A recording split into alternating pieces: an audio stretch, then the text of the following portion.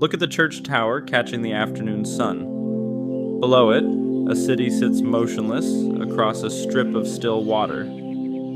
Red rooftops, a heavy sky, two small boats drifting near the shore. At first glance, it looks like a scene outside of time, a place with no clock attached to it. That is the comfortable reading. But near the top of that tower, there's a patch of light that shouldn't exist. One stone face is lit in a way that only happens for a handful of minutes, on a handful of days, across an entire year. For 300 years, nobody could name the minute. Then in 2020, an astronomer studied that light and calculated exactly when Vermeer stood there. This painting was never timeless. It was recording a moment. This is View of Delft, painted by Johannes Vermeer around 1660. Or, that's what everyone assumed. It shows his own hometown framed across the harbor from the south. No portrait of Vermeer survives. The closest we get is his own back, turned away from us at an easel in one of his other paintings. Out of a body of work barely 30 pieces deep, this is the only city view he ever painted.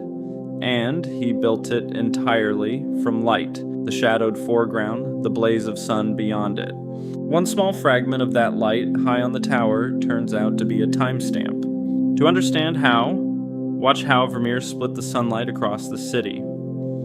A cloud passes over the near bank, so the gate, the walls, and the bridge sit in cool shadow. Past them, the far bank sits in full sun. On the boats, look for small raised beads of paint, tiny dots Vermeer used to make the water seem to catch light and move.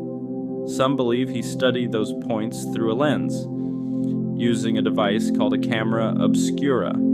Others insist he never touched one. That argument still hasn't been settled.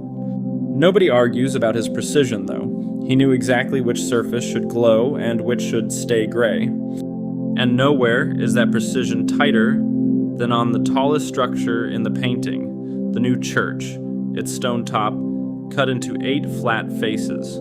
Some sit in sunlight, some in shadow, and one holds that strange narrow sliver of light. Vermeer placed every one of those edges deliberately. So, the real question is this: was Vermeer a painter who got the light on a tower roughly right or exactly right? Everything about him points to exactly right. He worked slowly, finishing 2 or 3 paintings a year, while his contemporaries produced dozens. He mixed grains of sand into his paint to mimic the texture of a rooftop. He built light in careful layers, the way a jeweler sets a stone rather than glues it on. This wasn't a man guessing where the sun landed. That sliver on the tower isn't a mistake or a flourish.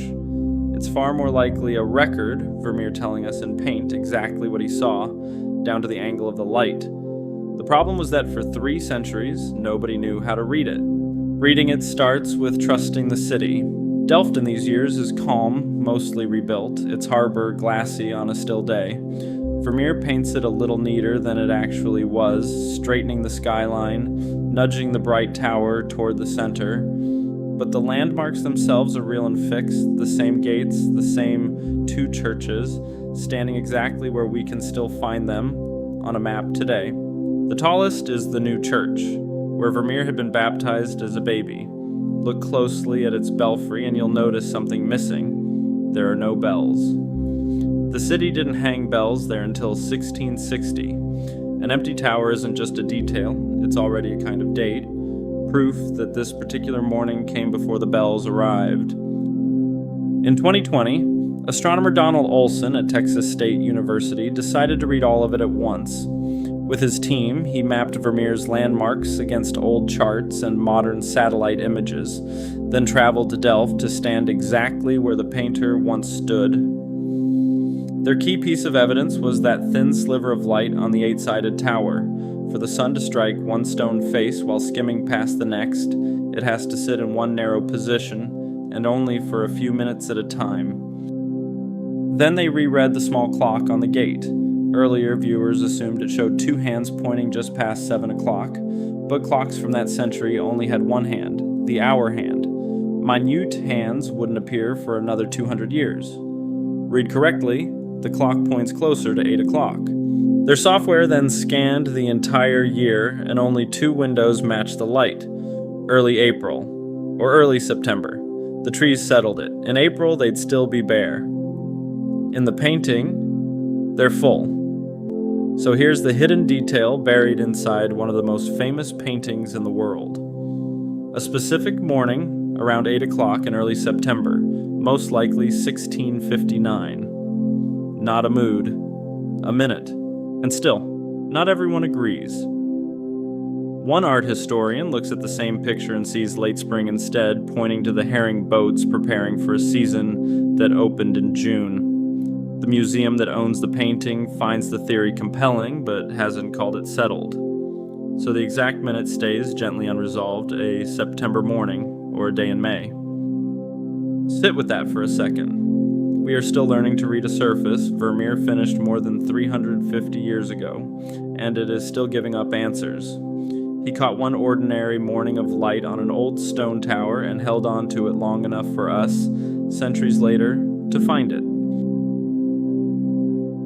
If a painter could preserve a single minute for 300 years, which minute of your own would you want kept? Look closer. Some paintings only give up their secrets to those who do. There's another painting waiting to give up its secret. Subscribe so you don't miss it.